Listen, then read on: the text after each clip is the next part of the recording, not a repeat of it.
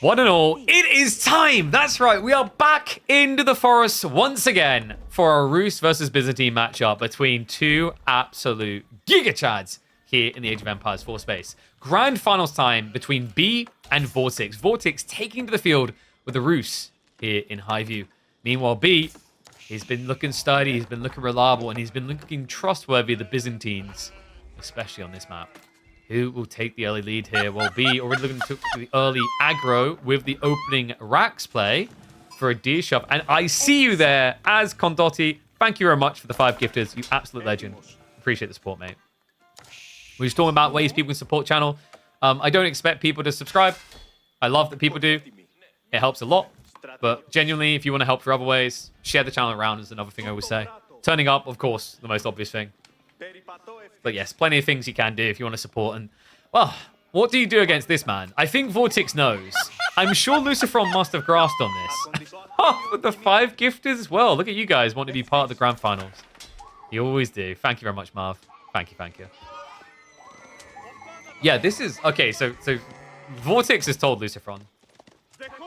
Guys, we began B's semi-finals up against Lucifron with a double deer shove-in against Rus with Japanese that ruined the plan entirely. So this is Vortix making sure he doesn't fall victim to the same fate. Great micro. Knows he doesn't have to come back too soon because remember, you've got more than one scout. And also, just let me do this so we switch him around because he's on the wrong side. And now there's not really that much for you to shove back. Like this, oh my god, this feels horrible. He built 3 Limitane and there's only 4 deer left alive? 5. 5 deer. Oh dear. If he can get the kill on the scout, it'd be worthwhile, but I don't see that happening. Especially, oh, this is so painful. The sheep are body blocking him when he chases. Oh, that is so jarring. He couldn't actually reach the scout even if he tried to prioritize the charge. Like, these guys right here are Lord and Protector for the scout. Oy. So B's just behind now, guys. This is a bad start to the series for him. It's even worse. So when we saw this play done against Lucifron, it was with Japanese, and Japanese only pays 75 wood. For the Byzantines, you have to pay the full 150, and they have to pay 10 resources more for each spearman. It's really cost inefficient for Biz. So he's going to need to do something extra with this. The problem is, against Rus, there isn't really much you can do. You can still try to harass your opponent when he goes for deer with pro scouts, but it's not like, for example, you could turn this into an outpost rush on the gold or something akin to that. You can at least do this, so I guess that's some consolation prize. It looks like Vortix got super greedy with his hunting cabin. Good reason. Generating 23 gold already. And can you still pro scouts? Yes. Certain civs are very much capable of still pro scouting.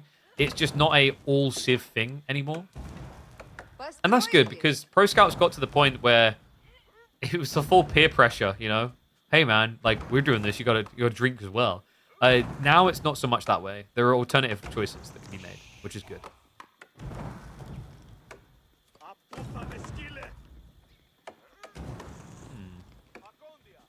So Grand Winery Golden Gate. Vortix. Yeah, I don't know if he's actually gonna fight this at all. He's got Winter Fortress coming up. He doesn't know about that though. Yeah, and he won't. By the time he realizes, it'll truly be up. He might even be able to protect the hunting cabin? Probably not. These 2 Limitane aren't in range of the outposts.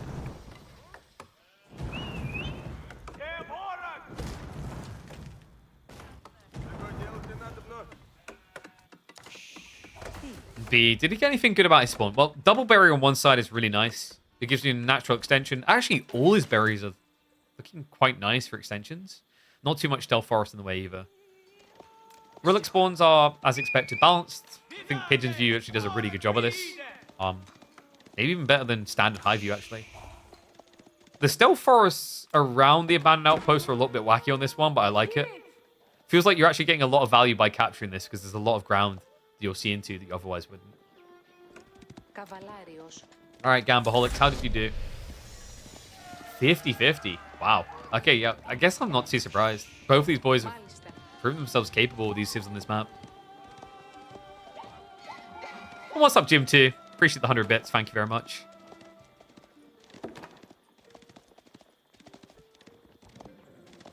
So what's the follow-up plan now for B? Because this is very different, actually. Yeah, he didn't go for the system build-up. Because he went for the Spearman, he doesn't have the amplified economy. Which hurts a lot. Is this just going to be like a classic all-in now? Because it kind of feels like B's plan is already off the reservation. It already got screwed over just by that detail around the Spearman opening. He's trying to make it better, but in the end, yeah, he does get a hunting cabin. At least that's a trade out. I'm sorry, are we helping? Or he pushes them into the stealth forest to kill them. Now, depending on whether Vortex is a high-fidelity gamer, this is going to make them very hard to see, guys. Because, funnily enough, like low graphic settings, you can actually see the deer quite easily. But if you're on high graphic settings like us, I mean, how are you like ever seeing that at a quick glance?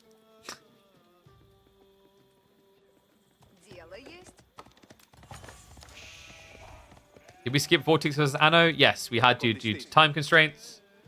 Basically, the players all decided they wanted to play on Wednesday, literally the only day that I have off. And that's quite well known. So it was unfortunate. There was really nothing I could do about it in the end.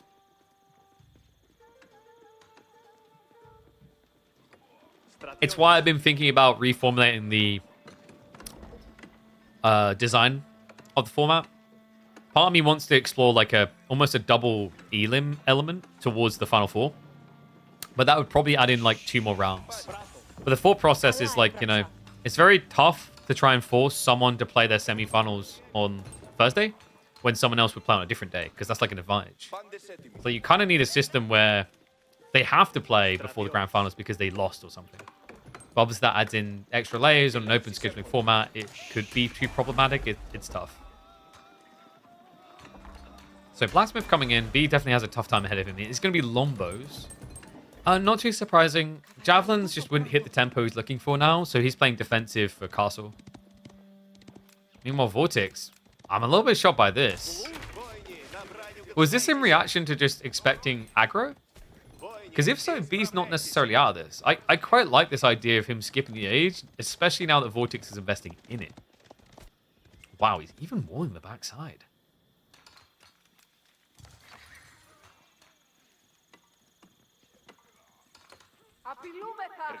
What's the solution of KT versus Fast Castle builds? Fast Castle quicker. You do it in 45 seconds. Trust in the memes. I mean, that's like a very generic question. You need civs.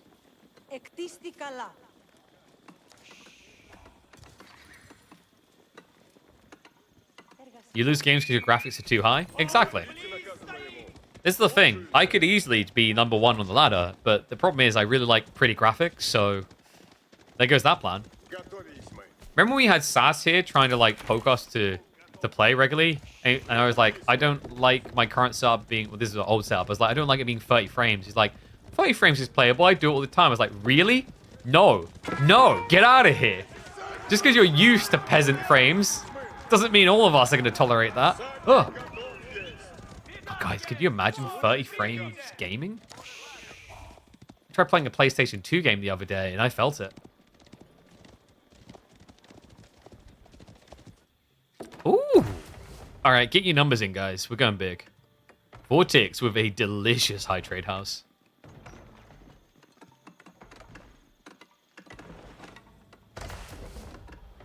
Is Don Artie, the man who has made no grand finals, asking me, the guy who has done many grand finals, if I know how to play games? That's outrageous.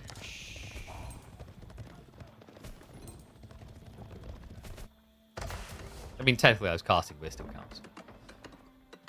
All right, Bounty Tier 2 is going to be reached on your numbers, by the way. Make grand finals? Okay, sorry. In the last 3 years? When you coming back, Don? Donald, we need the strategies. Like, this was the pristine... Can we all agree this is the pristine time for Don to come back? New DLC. Wackiness to be discovered. Memeology. Wait, what grand finals have you made in the last 3 years? Don Artie, AoE 4. Oh, you counting Outback Octagon? Oh, that's why. Oh, yeah, we're talking 1v1s.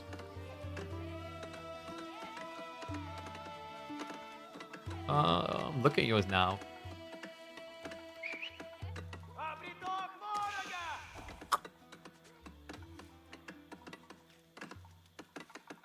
The beef tournament? I don't even know what that is. You got a semi. There you go. I mean, I'll be honest with you, mate. I wouldn't randomly go into people's Twitch chats and yell out loud that you got a semi. But you do you, bud. Meanwhile, Vortex is going to do the good life. Pro Scout's taking the goodies home. This was a cool wall by B, actually. It alleviated some of the grab, and now he has the outpost to stop the others. So it's kind of blocked Pro Scout still.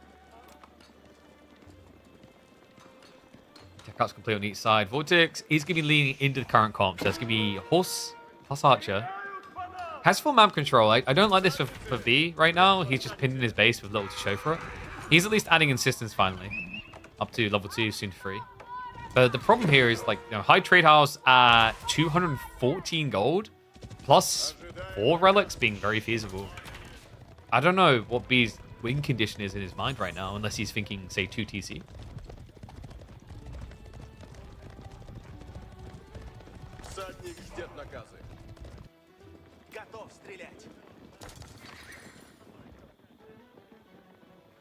You're gonna one-trick Abba?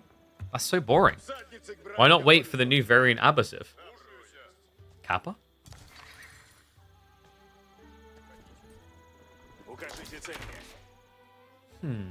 So Vortex's win condition seems quite clear. He's looking to all-in castle. Boys Forward 2 is going to go pretty strong around 20 horsemen. Relics means he doesn't necessarily have to rush that time, though. Like, I think you could just play macro. And yeah, actually, I think that's what Vortex is doing. He just bought the stone. So 2 TC, mass relics, and you just wait. Because, like, if you go into the late game, I mean, what are you really scared of here? You've got Boys Fortitude, Horseman Biology. You've got Cheap Streltsy. You've got better Siege Crawl, in theory at least, because the Mangonels are cheap. But there is one danger in late game. Byzantines have Royal Cannons, and Royal Cannons are the best siege weapon in the game. They are the best siege sniping weapon. Very good cross applicability. They have the best bombard base. He's going for Cataphract, so I think this is just about raiding. It might be he's also paranoid that, like, this is going to be kind of blobbing into siege from Roos. So essentially, you have to be a Cataphract like a siege counter, actually. I think it's the best use because they can just jump over everything. Yeah, it's kind of funny how Trample works, just rolling you through a giant army. I think what would have been more realistically believable is if we added Australia to the game and they had Kangaroo Riders. Just jump over them. That's true, actually. Don needs to just organize his own tournament with the 50 APM challenge. He put a shot collar on all the players every time they go over 50 APM. Bzzz. Good reaction there by B. Doesn't lose a single villager. Still only 1 TC, mind you. Second one has been smuggled away. Vortex has done it in a way that will probably never be scouted. Okay, that's actually kind of cool. Vortex, he's got nothing else for the Pro Scouts to pick up, so he's actually picking up the deer that keeps spawning on the high trade house. You don't really see that often. Most people just pull out, say, 4 to 5 villagers to gather the deer.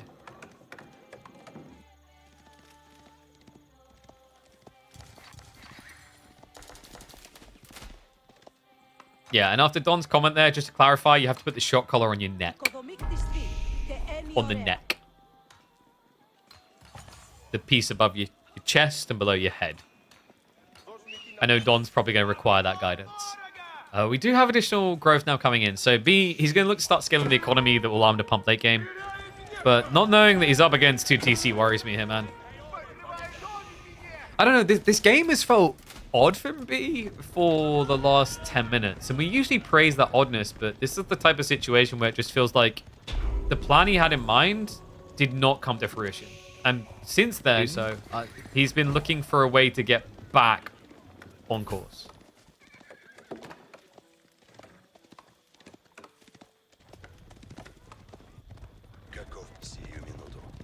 This map's Roos favored. I mean, most maps feel Roos favored still to this day. When was the last season where Roos wasn't competitively viable? I'll wait. Was it season 3, maybe? I think there's maybe 1 season out of 10 where Roos wasn't competitively viable. And by viable, I mean strong.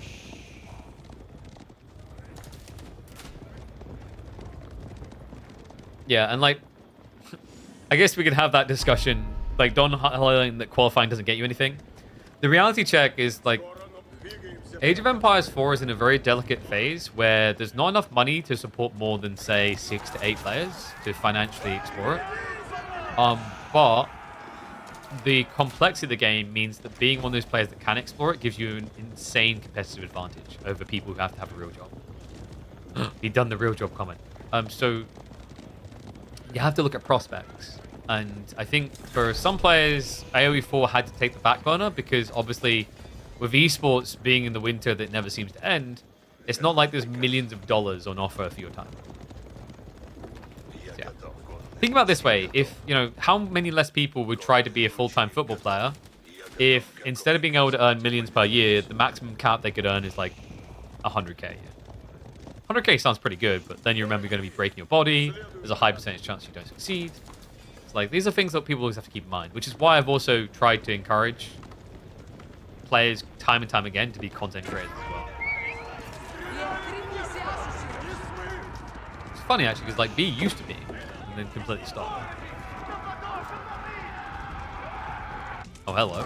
We have got a dive on the other side of the base. Vortex uses his numerical advantage against B here. And it is going to be leading to that dive towards the farms if B's not careful. Cataphracts are on the way home. This is a lot of horsemen, though. I think B wasn't maybe expecting this much cavalry. Like, how do you protect the Lombos now? Cataphracts to the dive in. Archers are going to get caught. Crossbows as well. Has to pull them back. Okay, so good start there, but we now have the Saint's Blessing buffing up. Kata's getting caught. Vortex. Hold that fort. He continues to retreat for now. He's not completely aware of what he's up against here. This is dangerous, though. The horsemen are rallying to the east side. Can B hit a timing similar into the base? Can he actually find that hit that would put him in control? Or is he just going to be the one wearing the shot color? There we go. Horseman right in. Saint's Blessing triggers again for that extra DPS. And that's 10 worker kills there. A 20 village lead now for Vortex that's going to force B to all in. I don't know if he has the time on his side, though. Horsemen are going to rally deeper. Raxes are trying to be prepped, but that's extra villagers ready for the taken. He goes straight for farms. It's going to be a full shutdown. I mean, sure, you can build all these Raxes, but if you don't have any food income, what does it achieve? Well, Lombo's only a handful of Cataphracts with them. And plenty of economy for Vortex to start rallying with. I think he is starting to run out of food a little. Potentially a lot at this rate. I think he just pulled people back towards the deers. He might need to sneak on the berries. We still have the Pro Scout taking the goodies home the entire time. But so far, this dive hasn't really done a lot for B. I think B needs to go deeper. The problem is he doesn't see what we see. He has no God vision. It's a stealth forest. He's probably freaking. I don't think he even saw the second TC. So he probably thinks that, you know, if he can actually take the relics away, it's good enough. But we see the truth of the matter. Vortex, he's bringing the horsemen home now. Cataphracts in the meantime are going to try to rinse through this with the crossbows. Clearing them up fast. It's about to be ponies versus Lombos, and I know who I'm backing in that fight. Never cross a guy with a horse. Especially if that horse stares you in the face. Here we go, B. Rohirrim Riders in.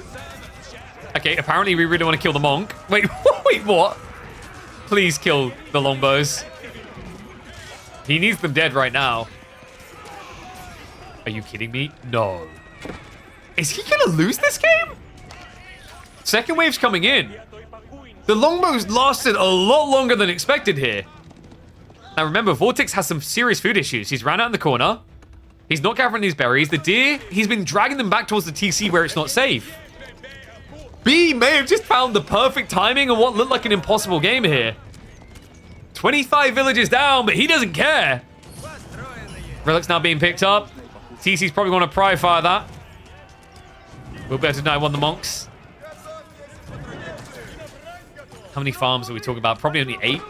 Yeah, 7 farms total.